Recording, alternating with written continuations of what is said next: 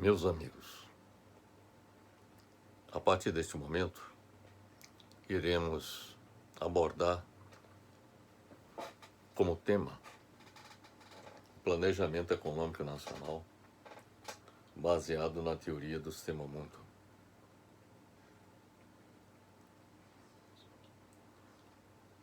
Pensar fora da caixa é uma expressão oriunda do inglês think outside the box.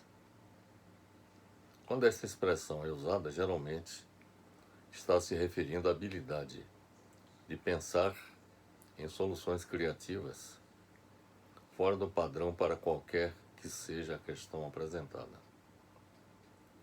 Engajar-se na solução ou na procura de coisas novas, observando-as sob outro ângulo, procurando novas alternativas que atendam às necessidades, é o ponto de partida para se pensar fora da caixa. Foi pensando fora da caixa que o sociólogo norte-americano Immanuel Wallerstein quebrou o paradigma de análise do processo de desenvolvimento ao formular a teoria do sistema mundo. Eu gostaria de lhes informar que eu tomei conhecimento do pensamento de Immanuel Wallerstein exatamente na época em que realizamos o nosso doutorado na Universidade de Barcelona em planejamento territorial e desenvolvimento regional. E foi exatamente neste período que eu percebi a importância da formulação que Immanuel Wallerstein apresenta para a realização do planejamento do processo de desenvolvimento de uma nação. O enfoque da nossa tese de doutorado foi exatamente identificar os condicionantes do desenvolvimento econômico e social de uma nação. E a contribuição que Immanuel Wallerstein me proporcionou foi muito importante, porque a minha visão, antes de tomar conhecimento desta abordagem de Immanuel Wallerstein, era de que o planejamento de cada país deveria levar basicamente em conta seus fatores internos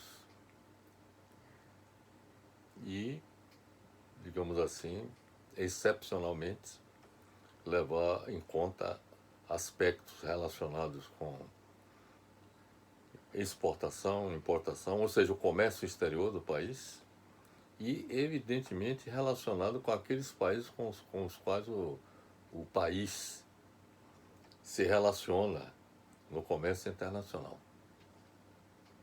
Não tinha a visão que passei a ter a partir deste conhecimento que adquiri. Eu não tinha essa visão, porque a minha visão era de que bastava termos o conhecimento dos fatores internos que propiciariam ou restringiriam o desenvolvimento do país para, a partir daí, definir as políticas de desenvolvimento. Mas, como eu já lhes disse, foi exatamente a partir não só dessa formulação de Immanuel Wallerstein, mas como também de outros autores que eu passei a ter conhecimento durante o doutorado, foi que eu abri, digamos assim, a minha visão a respeito do problema, de tal maneira que passei a considerar nas atividades que eu desenvolvo como consultor na área de planejamento regional, exatamente esse tipo de formulação.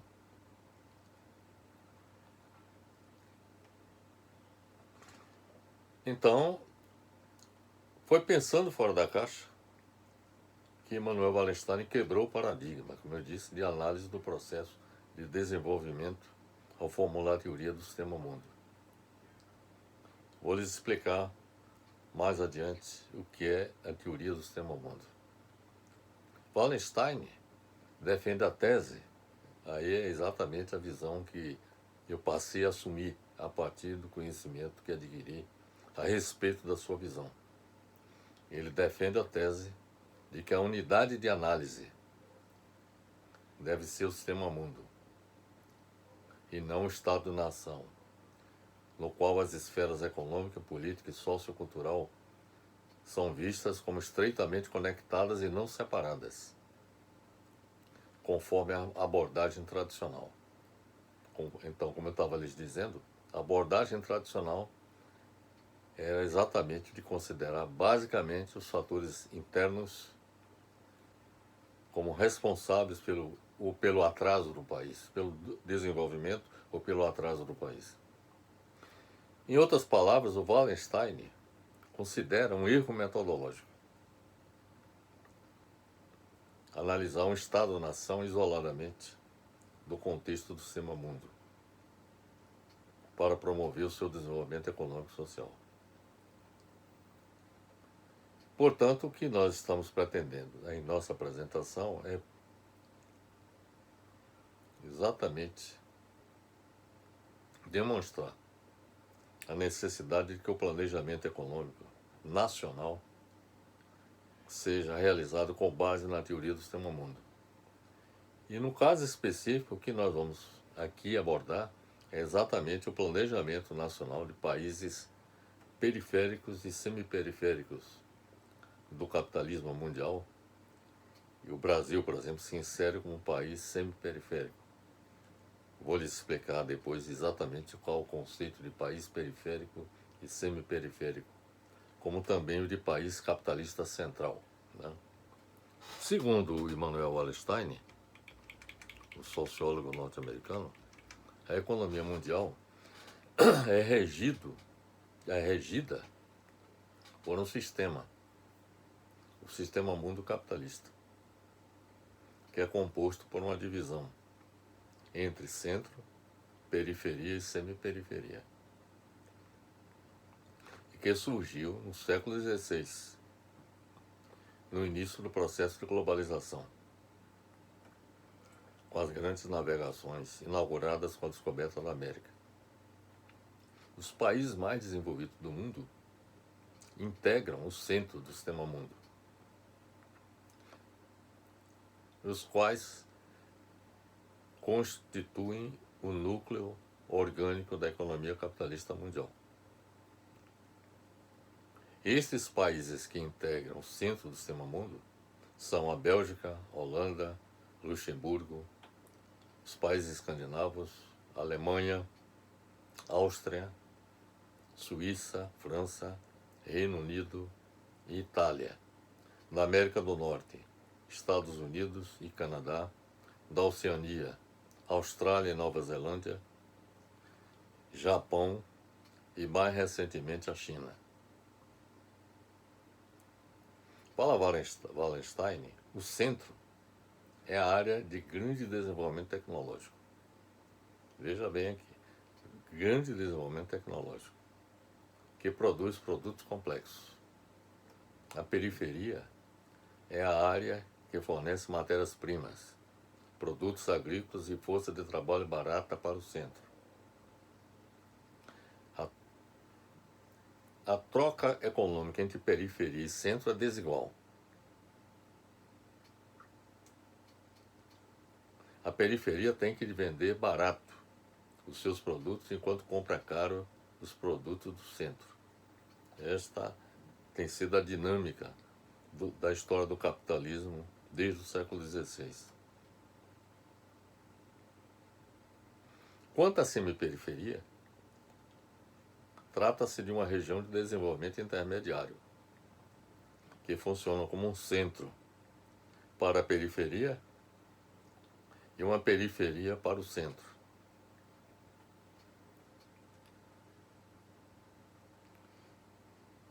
A semiperiferia é caracterizada por Wallenstein como um elemento estrutural necessário para realizar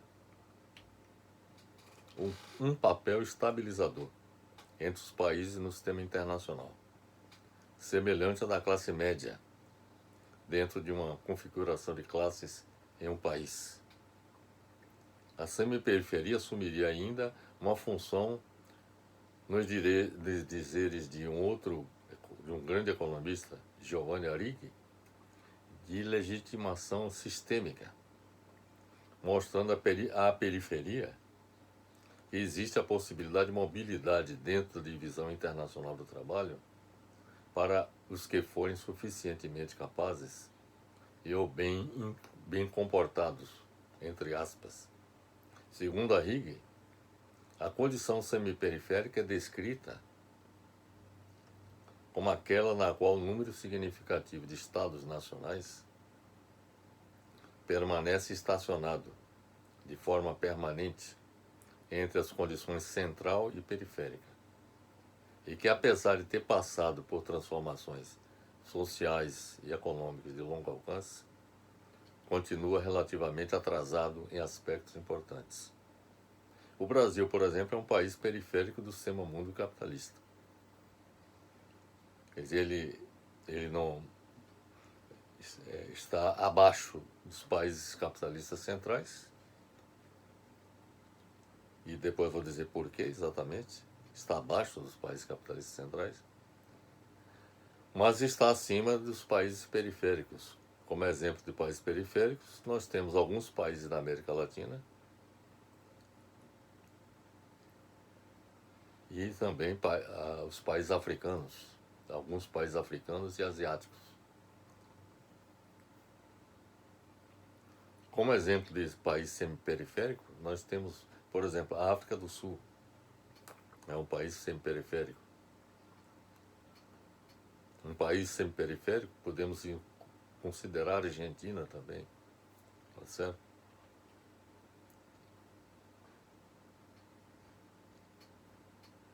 Que estão num nível mais elevado do que aqueles países que se encontram mais atrasados economicamente. País periférico aqui na América Latina, nós poderíamos considerar a Bolívia, o Peru.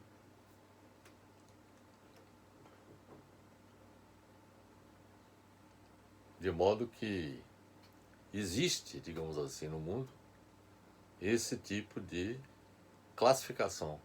País capitalista central, país capitalista semi-periférico e país capitalista periférico. Muitos de vocês poderiam perguntar, a Rússia, por que é que a Rússia não está incluída aí entre os países capitalistas centrais? A Rússia não é um país capitalista central, ele é um país semi-periférico. Apesar de ter um ponto de vista militar, se equiparar até mesmo aos Estados Unidos, do ponto de vista militar, porque herdou exatamente todo o arsenal militar da ex-União Soviética, mas do ponto de vista econômico é um país semi-periférico. Ainda não alcançou um nível de desenvolvimento comparável aos países mais desenvolvidos que citamos há pouco.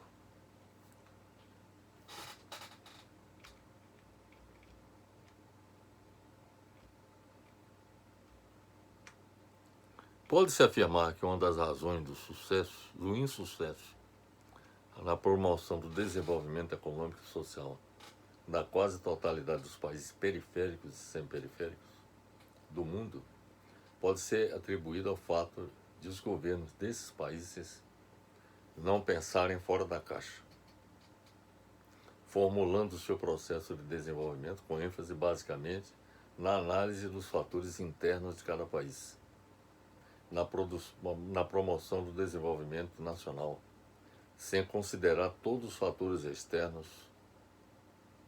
ao país, como, por exemplo, os aspectos geopolíticos e a dinâmica de evolução da economia mundial, aqueles pontos que eu abordei inicialmente, mostrando a visão do Immanuel Wallerstein.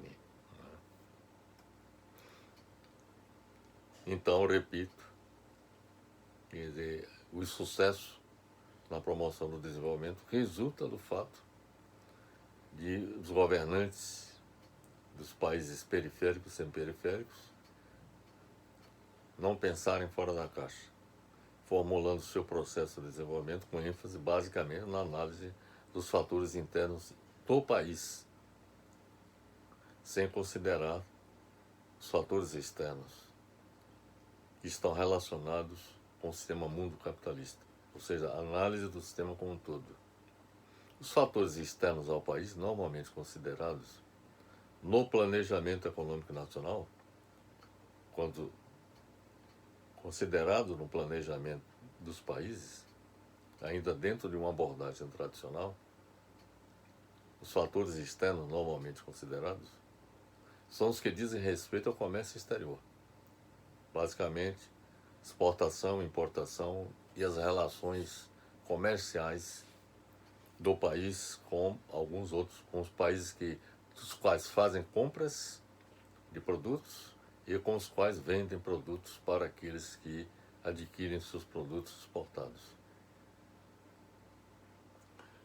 O novo referencial teórico de análise do sistema econômico de uma nação em seu planejamento deveria levar em conta, portanto, o sistema mundo capitalista, proposto por Wallerstein, que se contrapõe ao método adotado usualmente, que formula o desenvolvimento do sistema econômico nacional de forma praticamente isolada em relação à evolução do sistema mundo capitalista. Esta é uma das razões do fracasso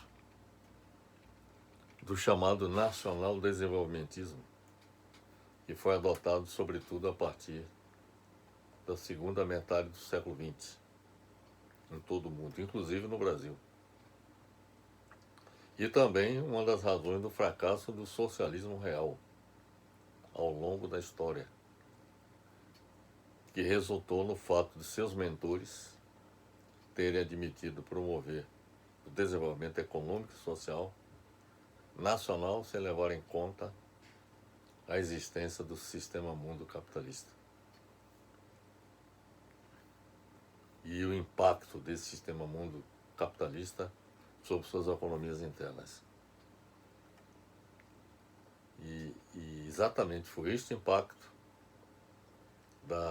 do sistema mundo capitalista sobre as economias dos países socialistas que contribuiu foi um dos fatores que contribuiu para a sua derrocada no final da década de 80. A teoria do sistema mundo teve como formulador Immanuel Wallerstein e como seus principais pensadores André Gunder Frank, Samir Amin, Giovanni Arrighi e Teotônio dos Santos, intelectuais ligados à teoria da dependência, os quais afirmam que a dependência expressa a subordinação dos países periféricos e semiperiféricos em relação aos países capitalistas centrais, cujo atraso econômico não era resultante apenas de sua condição agrária exportadora. No Brasil, sempre foi um país agrário exportador e ainda continua sendo. O agronegócio, por exemplo, é uma das fontes importantes de obtenção de divisas do país. Então,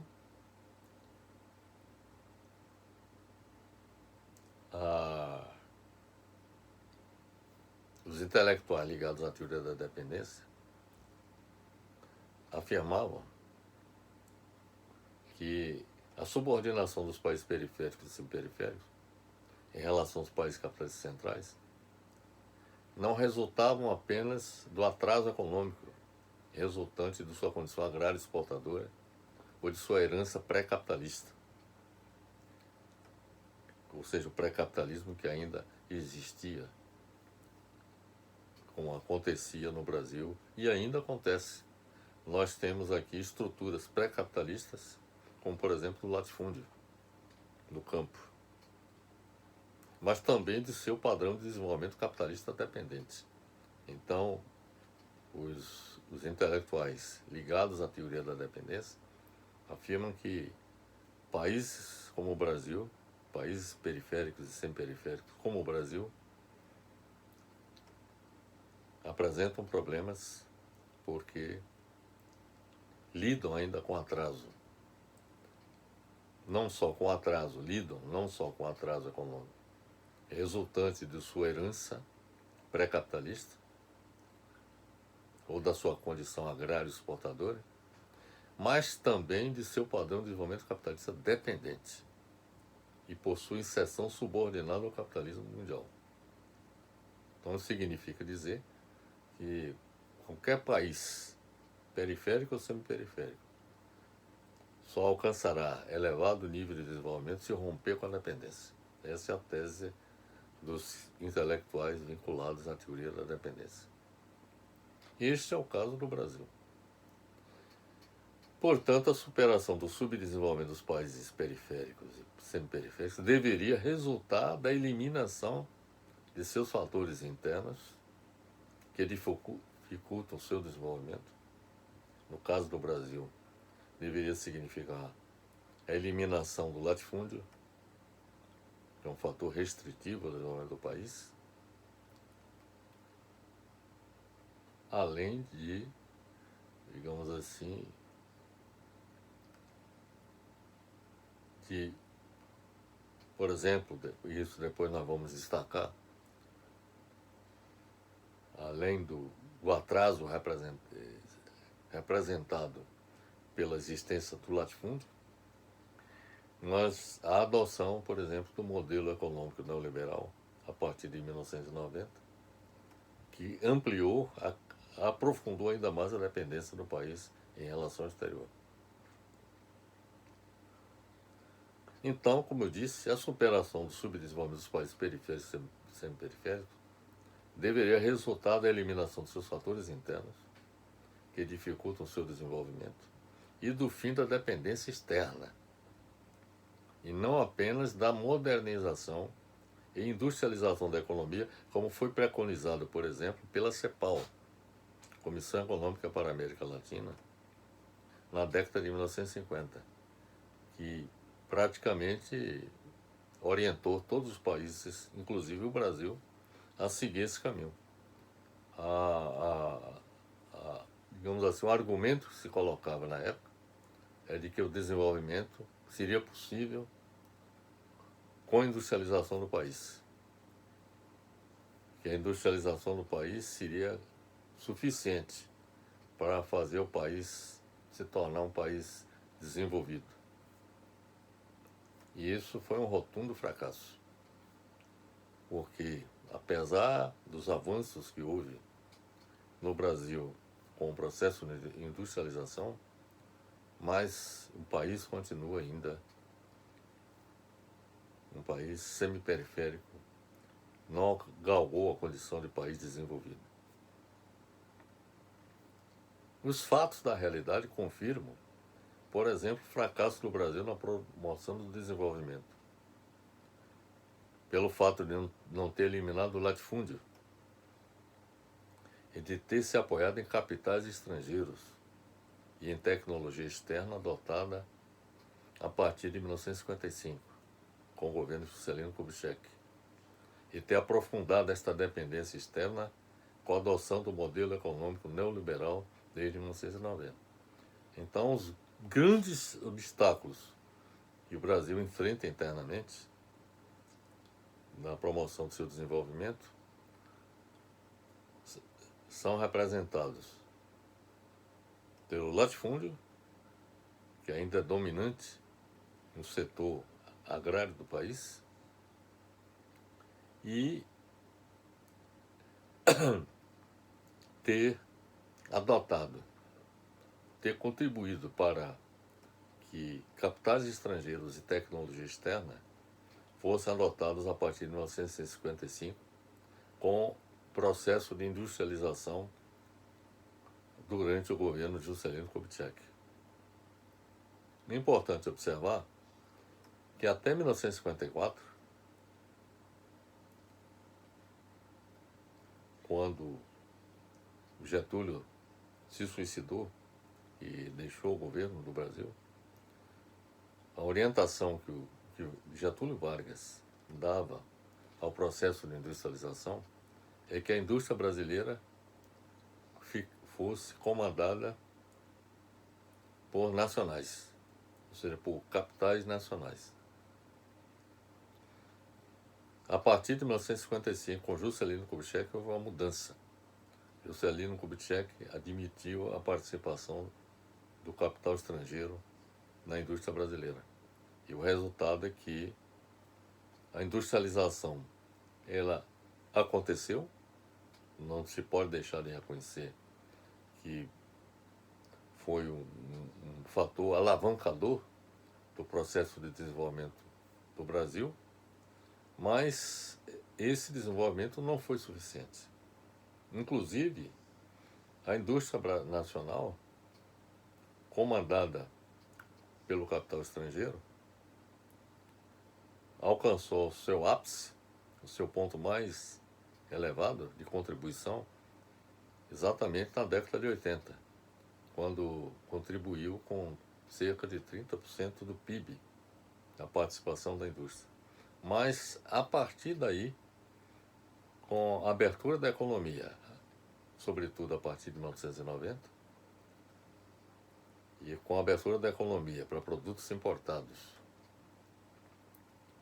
muitas das indústrias instaladas no Brasil, sobretudo pertencentes a grupos nacionais, fecharam suas portas. E o resultado foi que houve um declínio, houve um processo de desindustrialização, porque até mesmo os capitais estrangeiros não demonstraram interesse em investir na ampliação das suas capacidades instaladas no Brasil, simplesmente porque era preferível investir, por exemplo, no sudeste da Ásia e em particular na China, porque lá o lucro que eles obtinham de suas atividades era muito maior do que no Brasil. E isso explica a razão pela qual houve um processo de desindustrialização do Brasil, a tal ponto que hoje a contribuição da indústria na formação do PIB do Brasil é menor do que 10%. Quer dizer, houve, por conseguinte, um processo de desindustrialização do país.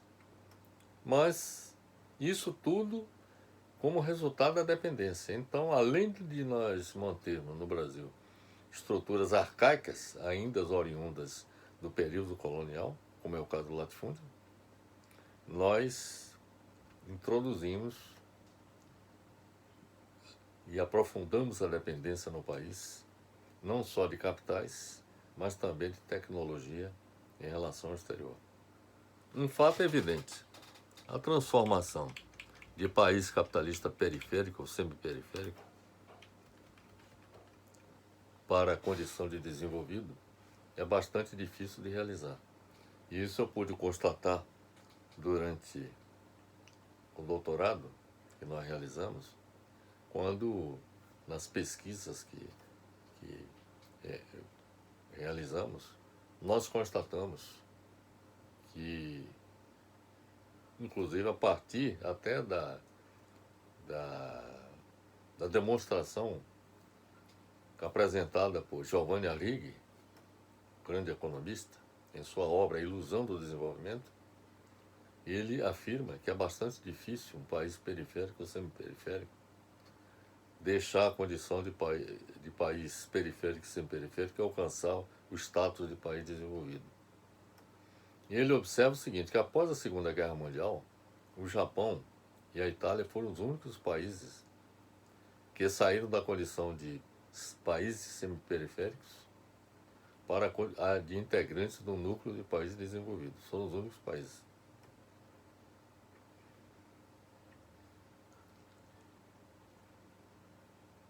E a Coreia do Sul, que era um país periférico, se transformou num país semi-periférico. O Brasil, por exemplo, era um país periférico da economia mundial até 1930. A partir de 1930, a partir do governo Getúlio Vargas, em 1930, o Brasil se industrializou. E ao promover a industrialização, o Brasil adquiriu a condição de país semi-periférico, ainda dependente, quer dizer, ainda atrasado comparativamente aos países mais desenvolvidos, mas um país em processo de desenvolvimento. Então, como eu disse, após a Segunda Guerra Mundial, o Arrighi afirma que apenas 2 países deixaram a condição de países semiperiféricos para de país desenvolvido. E um país, a Coreia do Sul, deixou a condição de país periférico para de semiperiférico. A tese que vigorava após a Segunda Guerra Mundial, de que seria possível a todas as nações periféricas e semiperiféricas alcançarem o estágio de elevado nível de desenvolvimento, desfrutado pelos países capitalistas centrais, sobretudo pelos Estados Unidos, não se realizou. A exceção, como eu disse, do Japão, da Coreia do Sul e da China, que era um país semiperiférico do sistema capitalista mundial e que a partir da década de 1990 galgou a condição de país integrante do centro do sistema mundo capitalista. Quer dizer, a China se tornou um país integrante do centro do capitalismo mundial exatamente a partir de 1990. A partir da segunda metade do século XX, houve várias tentativas de promoção do desenvolvimento econômico e social em vários países do mundo, que fracassaram, sejam aqueles nos marcos do capitalismo, como nacional desenvolvimentista, encetado, por exemplo, no Brasil, e aquelas com a implantação do socialismo, como a União Soviética e os países socialistas do leste europeu. A situação se agravou a partir da década de 1990, quando a maioria dos países do mundo, na grande maioria dos países do mundo, foi adotado um modelo econômico neoliberal, com os governos abdicando de intervir na economia, deixando de elaborar planos de desenvolvimento econômico e social. Quer dizer, depois da Segunda Guerra Mundial, houve uma ação praticamente em todo o mundo, de todos os governos, no sentido de elaborar planos econômicos. Planos econômicos esses, muitos deles de base keynesiana. Keynes foi um grande economista e que defendia a necessidade da intervenção do Estado na economia para exercer exatamente a regulação da economia e evitar as crises recessivas e a própria depressão econômica. Então, os planos econômicos que foram elaborados eram planos de base keynesiana, como se diz, exatamente o que previa a intervenção do Estado. A partir de 1990, essa visão da ação do Estado como intervindo na economia exatamente para direcionar o processo de desenvolvimento e intervir exatamente na economia no sentido da regulação das atividades econômicas para evitar as crises recessivas ou até mesmo a própria depressão econômica, essa atividade que até 1990 era exercida pelo Estado foi abandonada. E com isto, os planos econômicos, por exemplo, no Brasil, o último plano econômico no Brasil foi elaborado durante o governo João Figueiredo, na década de 80.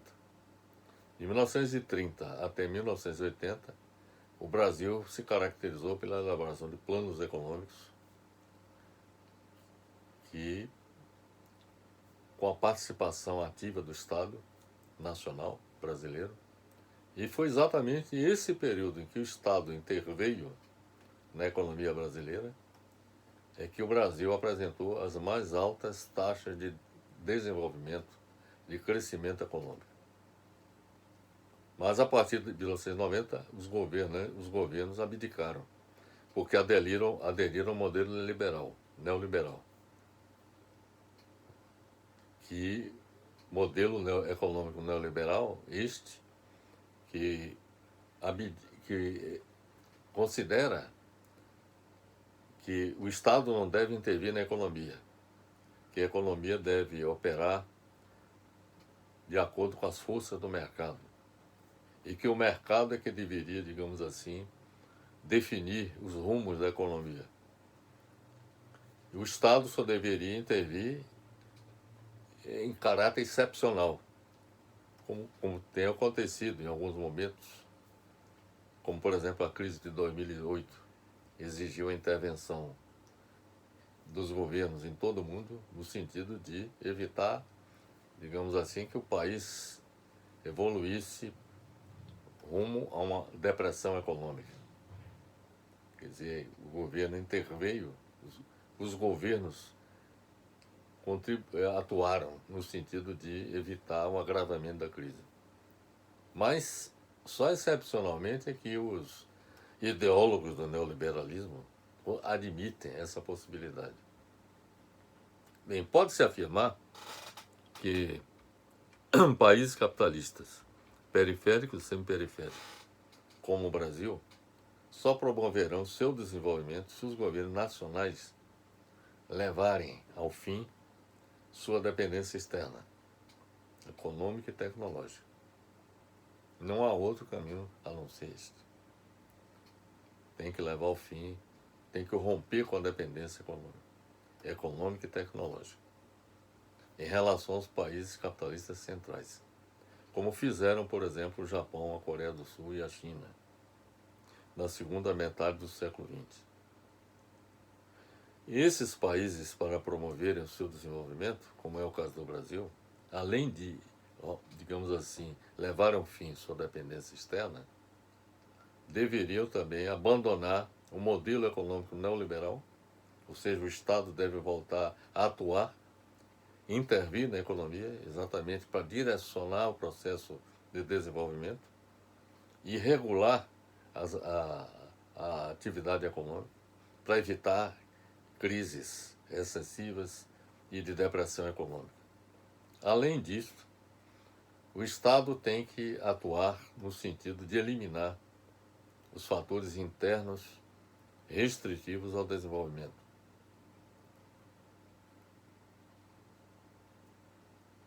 Realizar a ruptura econômica e tecnológica em relação aos países capitalistas centrais não significa o desenvolvimento autárquico, ou seja, o país se fechar em si mesmo, não significa isso.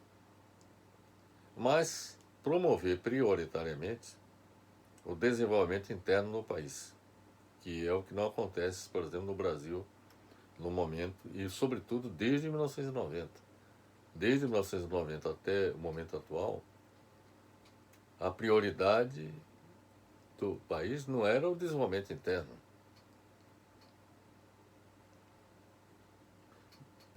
Mas, como eu disse, a prioridade deveria promover o desenvolvimento interno do país com abertura econômica seletiva em relação ao exterior, como fizeram, por exemplo, o Japão, a Coreia do Sul e a China, nas décadas de 70, 1980 e 1990, respectivamente.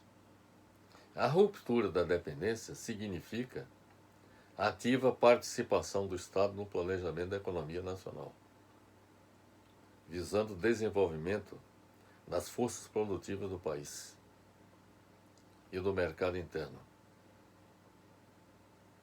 A produção interna em substituição de produtos importados, e a produção interna também voltada para a exportação. Em outras palavras, deve-se produzir internamente para substituir o que nós importamos, mas também produzir excedentes que possam ser exportados. O desenvolvimento de tecnologia própria, exatamente reforçando o papel das universidades e dos centros de pesquisas, e a formação de poupança interna, na quantidade necessária para não depender de capitais externos. Um aspecto muito importante, sobretudo nos países da Ásia, Japão, Coreia do Sul e da China, é que eles lá desenvolveram um esforço no sentido de elevar a poupança interna, seja a poupança do governo, seja a poupança privada, para que com esses recursos internos investissem no desenvolvimento do país sem necessitar de captar recursos externos, como tem sido no Brasil uma prática desde o período colonial. Sempre foi assim. O Brasil dependendo sempre de capitais externos para promover o seu desenvolvimento. Então, esta estratégia propiciaria a expansão da economia nacional com a geração de negócios e de empregos suficientes para atender a necessidade do país, além de atenuar o impacto das crises que ocorram na economia mundial.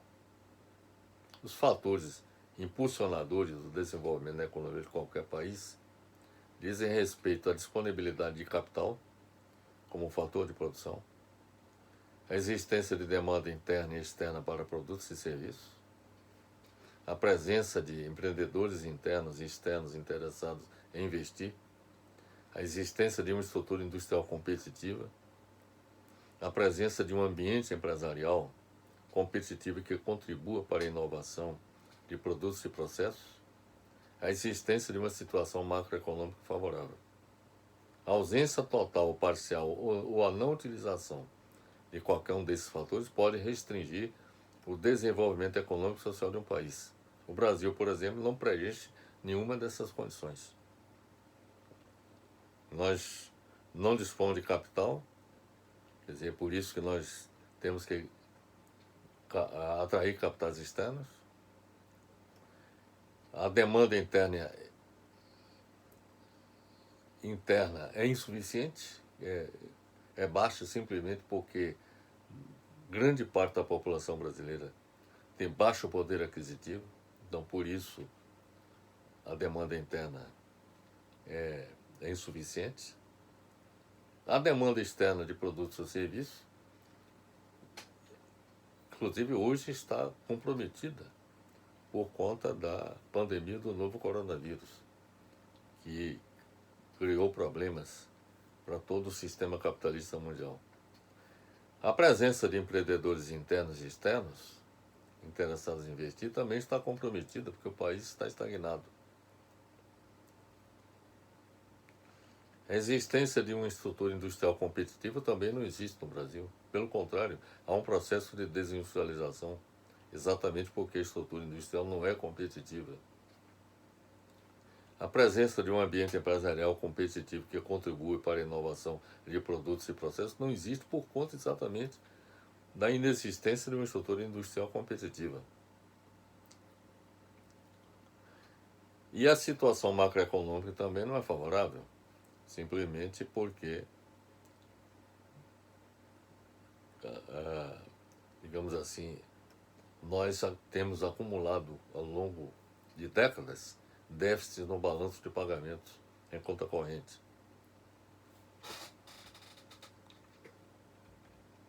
A não disponibilidade de capitais tem feito com que os governos brasileiros abram sua economia para atrair capitais externos. Então, isso é uma das causas da dependência. Se nós queremos romper com a dependência, nós temos que gerar poupança interna em quantidade suficiente para poder não depender da atração de capitais externos. A demanda interna de produtos e serviços está sendo bastante afetada pela estagnação da economia e pelo desemprego em massa, agravados pela pandemia do novo coronavírus. Os empreendedores internos e externos interessados em investir são em pequeno número, graças à estagnação da economia também. A estrutura industrial do Brasil não é competitiva, devido aos problemas de infraestrutura que nós temos no país, portos, aeroportos, temos problemas da malha de transporte rodoviário, sobretudo carência do transporte ferroviário e hidroviário no país. Um outro problema também que nós temos diz respeito à carga de impostos, que é bastante elevada, entre outros fatores que estão contribuindo para a desindustrialização do país. A ausência de um ambiente empresarial competitivo resulta da crise atual, que contribui para o baixo nível de inovação de produtos e processos e a existência de uma situação macroeconômica desfavorável, que resulta do fato do Brasil ter apresentado por várias décadas déficit no balanço de pagamentos. Só com a reativação da economia, com planejamento governamental, com o uso da metodologia do Sistema Mundo, será possível superar esses problemas. Antes de reativar a economia, é preciso abandonar o modelo econômico neoliberal, implantado desde 1990, responsável pela debacle econômica atual do Brasil, que deveria ser substituído pelo modelo nacional desenvolvimentista, com abertura seletiva da economia brasileira, similar ao adotado no período 1930 a 1980, quando o Brasil alcançou seu maior desenvolvimento econômico e social da história, quando apresentou taxa de crescimento que variou de 4% a 8% ao ano.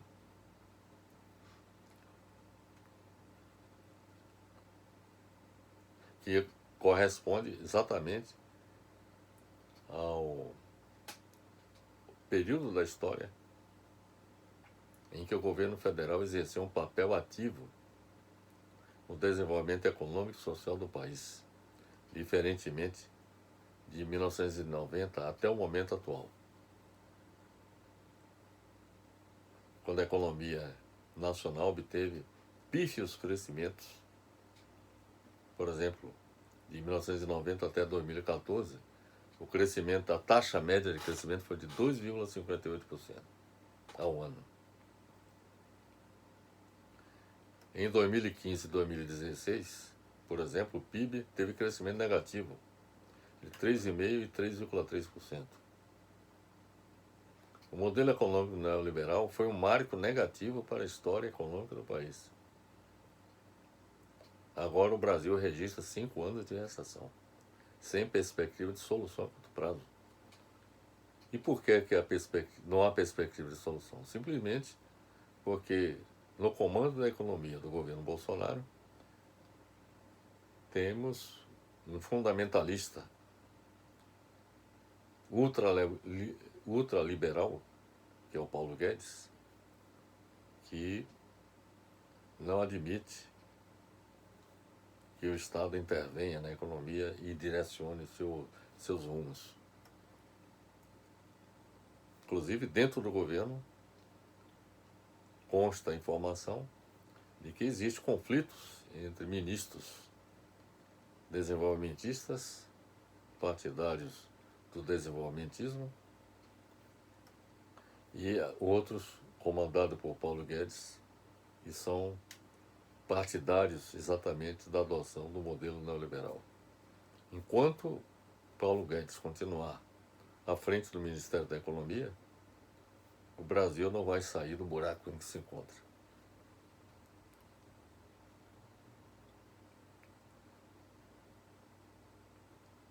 O modelo econômico neoliberal foi um marco negativo, como já lhes falei. E que agora o Brasil registra 5 anos de recessão sem perspectiva de solução. Em 2019, o PIB cresceu apenas 1,1%. Para 2020, a expectativa é de que o PIB do Brasil tenha uma queda a maior da história, de 6%, de acordo com o Banco Mundial, que foi agravada pela pandemia do novo coronavírus. Lamentavelmente, o governo Bolsonaro não adota nenhuma estratégia que contribua para impulsionar a economia brasileira e eliminar seus entraves ao desenvolvimento. O governo brasileiro deveria considerar como prioridade número 1 reativar a economia com a execução de imediato de um amplo programa de obras públicas, de infraestrutura em energia, transporte, habitação, saneamento básico, com a participação do setor privado, para combater o desemprego em massa atual, elevando os níveis de emprego e renda das famílias e das empresas, para, em consequência, promover a expansão do consumo das famílias e das empresas, resultantes, respectivamente, do aumento da massa salarial das famílias e da renda das empresas, com os investimentos em obras públicas, para o Brasil voltar a crescer economicamente. Além do programa de obras públicas, o governo brasileiro deveria desenvolver um amplo programa de exportações, sobretudo do agronegócio e do setor mineral. A redução drástica das taxas de juros bancárias para incentivar o consumo das famílias e o investimento pelas empresas. A redução da carga tributária com o congelamento dos altos salários do setor público. O corte de mordomias e de órgãos da administração pública.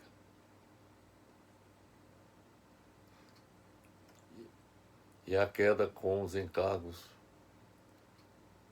com o pagamento de juros e amortização da dívida pública a ser renegociada com os credores da dívida pública para o governo dispor de recursos para investimento na infraestrutura econômica e social.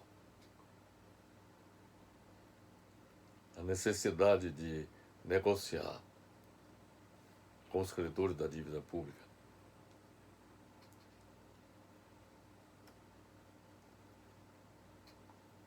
um montante a ser pago a esses credores é importante, porque do orçamento geral da União, do orçamento da União, anual da União, cerca de 50% deste orçamento é destinado ao pagamento de juros e amortização do capital referente a essas dívidas contraídas pelo governo. Então seria importante haver uma renegociação no sentido do alongamento do pagamento da dívida, para que o governo passe a dispor de recursos que possam ser utilizados nos investimentos, sobretudo em infraestrutura econômica e social. Sem a adoção dessa estratégia, o Brasil será levado inevitavelmente à ruína econômica e à convulsão política e social. Hoje, como em boa parte do mundo, muitos governos lamentam a falta de plano ou projeto de desenvolvimento que torne autossuficientes seus países. Porque com a adoção do modelo econômico neoliberal, deixaram o mercado livre para tomar decisões, como fechar fábricas em território nacional e levaram para locais onde as margens de lucro seriam maiores, como é o caso da China, Índia e países do Sudeste Asiático. Esta postura foi ditada pela visão que passou a prevalecer no mundo a partir de 1990, que foi a da globalização e da abertura dos mercados de acordo com a ideologia neoliberal. A decisão dos governos de não produzir localmente, transferindo para locais onde as margens de lucro seriam maiores, foi determinante da decisão dos governos de não investirem na produção de materiais e equipamentos médicos em seus países, transferindo para os países de menor custo, produção, como é o caso da China. O resultado é catastrófico, porque há falta de insumos para a fabricação de fármacos, respiradores e até mesmo máscaras para a proteção de profissionais da saúde e da população no combate ao novo coronavírus em várias partes do mundo. No Brasil, a situação é lastimável, porque a indústria, a ciência e a tecnologia nacional foram sucateadas desde 1990, com a adoção pelos diversos governos de políticas neoliberais que contribuíram para aumentar a dependência tecnológica e industrial em relação ao exterior. Os países como o Brasil, que não superaram sua dependência em relação ao exterior, aderindo ao modelo econômico neoliberal, estão ameaçados de sofrer as consequências não apenas de suas crises internas, mas também das crises da economia global, que tendem a se agravar com a evolução do tempo, com a perspectiva de colapso do sistema financeiro internacional e de explosão da dívida global, sobretudo da dívida pública dos Estados Unidos. Então, um aspecto que é importante considerar é o seguinte, que se o Brasil não conseguir romper com a dependência externa e não fortalecer internamente sua economia, no sentido de suprir as necessidades do país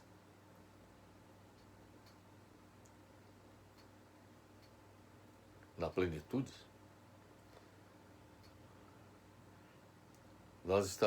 o país estará bastante vulnerável às crises que provavelmente vão acontecer nos próximos anos, relacionados com o colapso do sistema financeiro internacional e a explosão da dívida global. Então, lamentavelmente, os governos neoliberais, como é o caso do Brasil, não estão adotando as medidas protetivas necessárias para evitar os efeitos da crise internamente.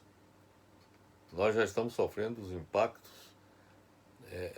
provocados pela pandemia do novo coronavírus. Poderemos sofrer daqui a pouco tempo, pelos indicadores que nós já obtivemos, inclusive já elaboramos artigos e também já produzimos um vídeo falando do risco que o mundo sofre com a perspectiva de colapso do sistema financeiro internacional e de explosão da dívida global. Então, infelizmente, as pessoas que estão responsáveis pela economia do país não estão adotando as medidas protetivas necessárias para evitar que o país sofra as consequências dessa hecatombe que pode acontecer sobre o sistema mundial, o sistema capitalista mundial. O Brasil só ficará imune a essas crises se promover seu desenvolvimento econômico e social rompendo com o modelo econômico neoliberal. Isso é muito importante. Ou seja, que o Estado assume as rédeas desse processo. Não pode deixar que a economia funcione com base no laissez-faire, no laissez-passer. Quer dizer, é necessário que haja uma ação intervencionista do Estado na economia, para fazer frente a esses problemas gigantescos que nos estão afetando. O primeiro problema gigantesco que está afetando o país diz respeito à superação da crise econômica provocada pelo novo coronavírus. Mas temos também que nos preparar para a possibilidade de colapso do sistema financeiro internacional, explosão da dívida global, e também temos que fazer com que o país se fortaleça para lidar com todos esses problemas que há pouco lhes falei. O Brasil só ficará imune a essas crises se promover, como disse, o desenvolvimento econômico e social, rompendo com o modelo econômico neoliberal, e seu planejamento econômico for delineado com base na teoria do sistema mundo, para adotar estratégias que contribuam para eliminar os fatores internos restritivos ao desenvolvimento e levar ao fim sua dependência de capitais e de tecnologia em relação ao exterior. Esta tarefa só poderá ser exercida por um governo verdadeiramente comprometido com os interesses nacionais. Então é esta a mensagem que estou a lhes trazer, da importância de que haja o planejamento econômico nacional do Brasil,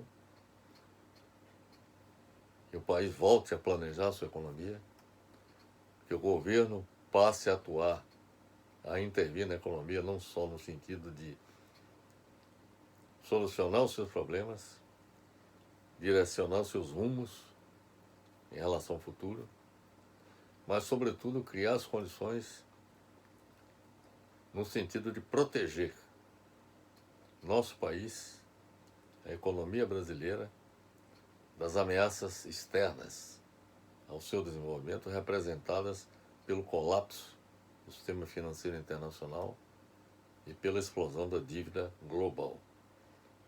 Então é isto que eu tenho a dizer, meus amigos, nesta oportunidade, e deixar um meu abraço fraternal para todos. Um grande abraço.